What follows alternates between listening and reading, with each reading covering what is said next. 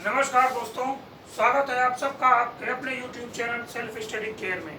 दोस्तों, संविधान में अब तक आप लोगों ने भाग 1, भाग 2 और भाग 3 आप लोग अब तक पढ़ चुके हैं। आज हमारा भाग 4 ये लेसन शुरू होने जा रहा है, तो चलिए शुरू करते हैं भाग 4। भाग 4 हमारा जो है वो अनुच्छेद 36 से लेकर के 51 तक भाग 4 है।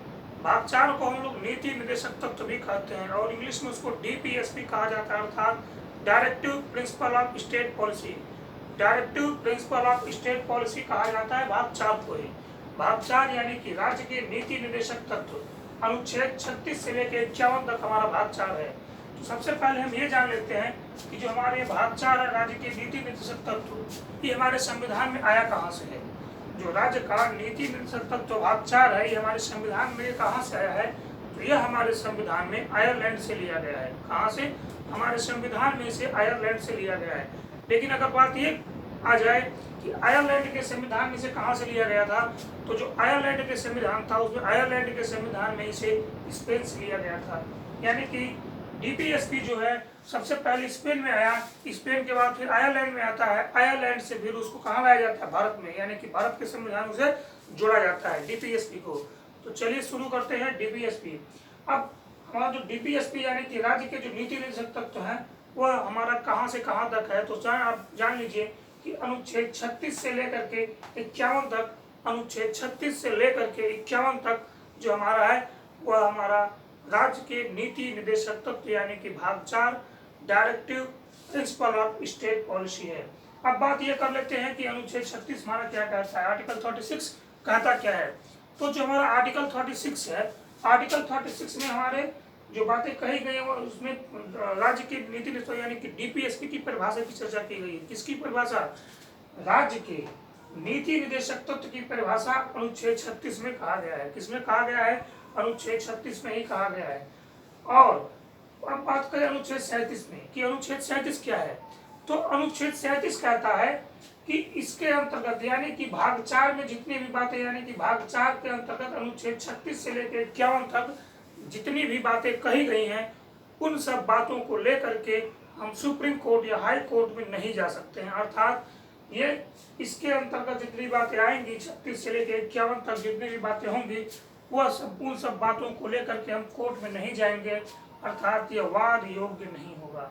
यानी कि इन सब मैटर पे हम वाद विवाद नहीं कर सकते हैं, कोर्ट में उसको चैलेंज नहीं किया जा सकता है। अर्थात 36 से लेकर 51 तक जितनी भी बातें हैं उनको कोर्ट में चैलेंज नहीं करवाया जा सकता है। जबकि बात जब मूल अधिकार की थी, इससे पहले आप लोग जब मूल अधिकार देख रहे थे तो मूल अधिकार में अगर आपके मूल अधिकार के तहत मूल अधिकार के विपरीत कोई बात हो रही थी तो उसको लेकर के आप लोग तुरंत हाई कोर्ट अथवा सुप्रीम कोर्ट जा सकते थे।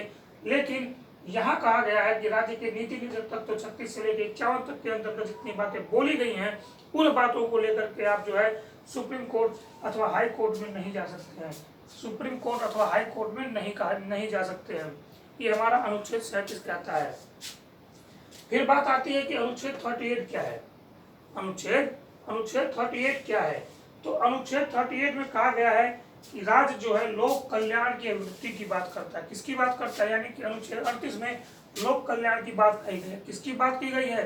लोक कल्याण की अभिवृद्धि की बात की गई है।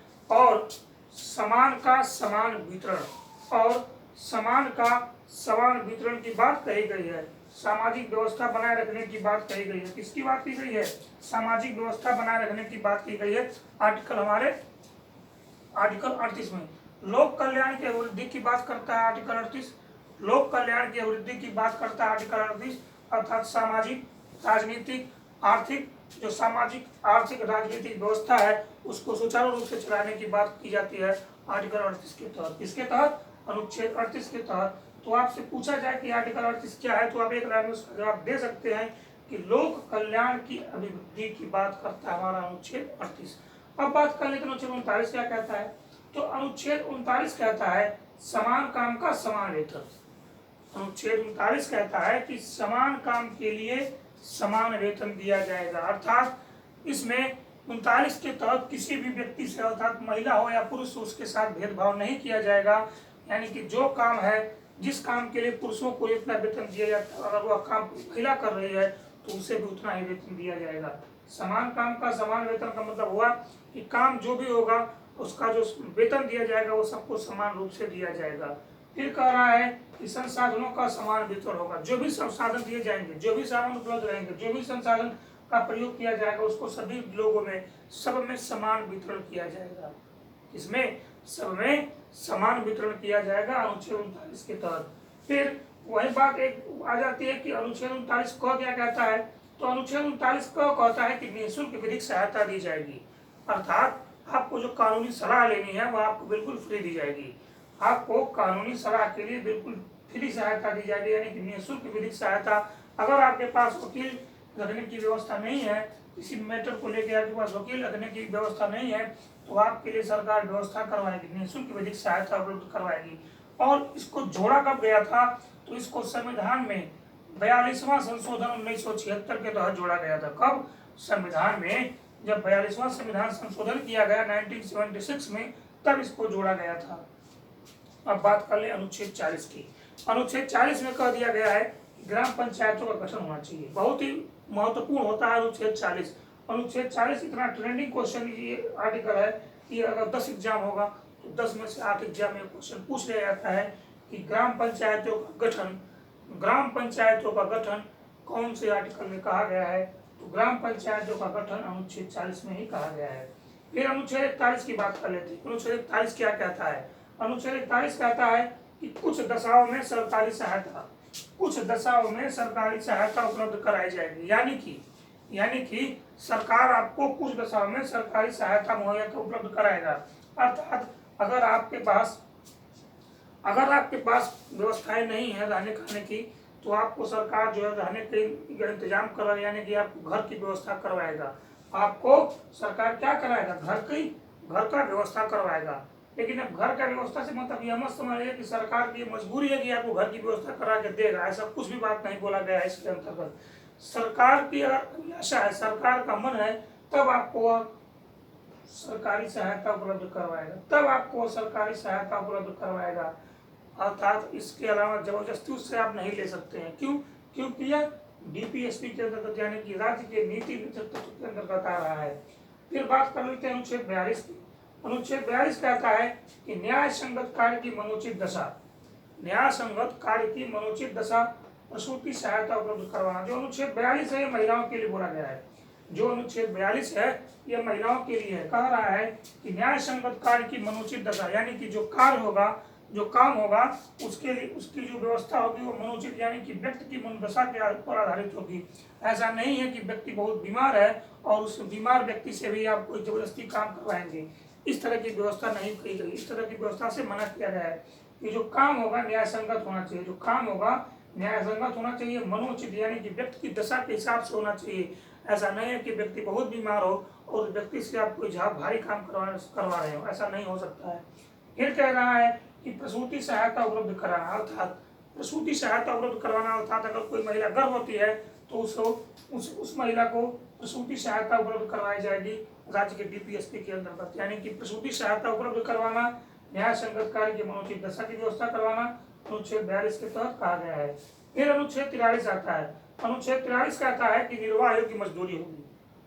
निर्वाह योग्य मजदूरी का मतलब हो गया कि आपको रहने खाने की जो व्यवस्था, यानी कि आपको आपका जीवन यापन करने के जितने पैसे की आवश्यकता, यानी कि जितने में आपका जीवन चल सके, आपका गुजर बसर हो सके, उस योग्य मजदूरी की व्यवस्था की जाएगी, निर्वाह योग्य मजदूरी दी जाएगी।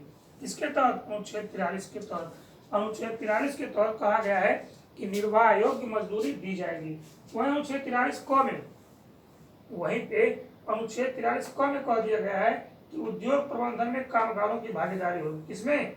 उद्योग प्रबंधन में कामगारों की क्या होगी? भागीदारी होगी। यानी कि जब जो उद्योग लगेंगे, उन उद्योग में जो कामगार, यानी कि जो काम करने वाले होंगे, उनकी भी भागीदारी होगी, उनकी भी सहभागिता होगी उद्योगों में। यानी कि उद्योगों में कामगारों की भी क्या होगी? सहभागिता होगी अनुच्छेद 43 क के तहत। किसके तहत? अनुच्छेद 43 क के तहत। और इसी डीपीएसपी को, यानी कि इसी भाग 4 राज्य के नीति निर्धारण तत्व को ही केटी शाह ने कहा था कि जो राज्य का नीति निर्देशक तत्व है यह उस बैंक के समान, उस चेक के समान है, यह उस चेक के समान है जिसको बैंक अपनी मर्जी से भुगतान करता है। अर्थात बैंक का मन करेगा तभी वो आपको उस चेक का आपको भुगतान करेगी। मतलब यह होता है कि जो राज्य के नीति निषेध तत्व हैं, इस बात को लेकर आप कोर्ट में नहीं जाएंगे। पहले ही कह दिया गया 37 के तहत कि वाद योग्य नहीं है, अर्थात कि इसको लेकर के आप कोर्ट में नहीं जा सकते हैं। मतलब ये हुआ कि अगर इसमें सरकार की मंशा है, अगर सरकार की इच्छा है, तभी वो इन सब सारी बातों को अमल करेगा। सरकार की इच्छा है तभी वो इन सब बातों पर अमल करेगा, अर्थात उसके अलावा अगर उसकी इच्छा नहीं है तो वो उस पर अमल नहीं करेगा, तब वो उस पर अमल नहीं करेगा। ये तो हमारा आर्टिकल कहाँ तक था, 43 तक। लेकिन एक बात और इसमें आती है, जो बात आती है कि राज्य के नीति निषेध तत्व कहा दिया गया है। क्या कहा गया? राज्य के नीति निषेध तत्व। तो इसमें राज्य से मतलब क्या होता है? जो राज्य शब्द दिया गया है, राज्य से मतलब क्या होता है? राज्य से जो मतलब आप क्या समझते हैं? राज्य से मतलब समझ रहे हैं क्या कि जो यूपी, बंगाल, बिहार, गुजरात, कर्नाटक? नहीं, ऐसा नहीं है। ऐसा राज्य, उस राज्य की बात ये नहीं कर रहा है। ये जो राज्य की बात करता है, यह एक डिपार्टमेंट की बात करता है। किसकी बात करता है? एक डिपार्टमेंट की बात करता है, कि एक विभाग की बात करता है। कि मान लीजिए एजुकेशन डिपार्टमेंट हो, शिक्षा विभाग हो, रेलवे विभाग हो, बिजली विभाग हो, स्वास्थ्य विभाग हो, एक विभाग की बात है। यहाँ जो राज्य शब्द है, यहाँ जो राज्य है, इस राज्य का मतलब एक विभाग से होता है। इस राज्य का मतलब एक विभाग से होता है कि उस विभाग को इसमें जोड़ा गया। उस विभाग के हिसाब से काम होगा कि अगर उस विभाग का मन है तो आपके हिसाब से हो, तो उस अनुरूप, इसके अनुरूप वो काम कर सकता है। उस विभाग का मन है तो उसके अनुरूप वो काम कर सकता है। अगर उसके पास व्यवस्थाएं नहीं है तो आप उससे जबरदस्ती नहीं करवा सकते हैं। उस विभाग का मन नहीं है तो उससे आप जबरदस्ती नहीं करवा सकते हैं। यह हमारे DPSP के अंतर्गत आता है। तो DPSP में जो राज्य शब्द का बात कही गई है, उस राज्य शब्द को आप लोग स्टेट गवर्नमेंट नहीं समझ सकते हैं। यानी कि राज्य सरकार की बात नहीं की गई है, राज्य की बात की गई। जो राज्य शब्द दिया गया है, राज्य यानी कि एक विभाग, डिपार्टमेंट की बात करता है। किसकी बात करता है? एक डिपार्टमेंट की बात करता है। ये हमारा हो गया राज्य के नीति निषेध तत्व। राज्य के नीति निषेध तत्व में अब तक आप लोग 36 से लेके 43 क तक देख लिए हैं। तो एक बार दोबारा से इसको रिविजन कर लेते हैं कि हमारा आर्टिकल 36 से लेके 43 क तक कौन कौन से हमारे आर्टिकल हैं। तो हमारा आर्टिकल 36 कहता है, आर्टिकल 36 में DPSP की परिभाषा की बात की है। किसकी परिभाषा? आर्टिकल 36 में, आर्टिकल 36 में DPSP की परिभाषा है।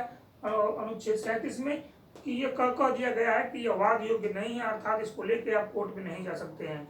अर्थात अनुच्छेद 37 में बोल दिया गया है कि यह वाद योग्य नहीं है, इसको लेके आप कोर्ट में नहीं जा सकते हैं। अनुच्छेद 38 कहता है कि लोक कल्याण की अभिवृद्धि, लोक कल्याण की अभिवृद्धि की बात अनुच्छेद 38 कहता है।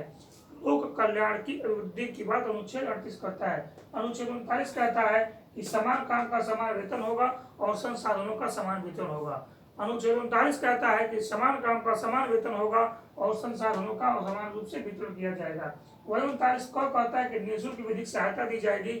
और जो जोड़ा गया 39 को 42वां संविधान संशोधन 1976 के दौरान जोड़ा गया। कब जोड़ा गया?